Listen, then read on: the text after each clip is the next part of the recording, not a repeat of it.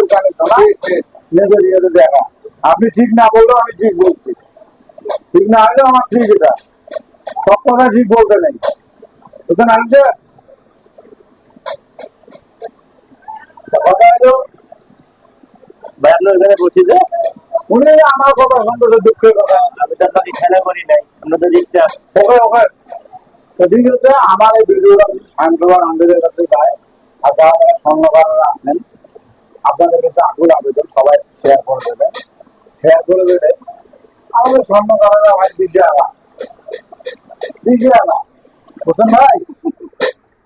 তা কুল কিনেরা পাচ্ছি না, ব্যবসায় লাভ নাই, লস খালি, লাভ নাই, লসের ব্যবসা।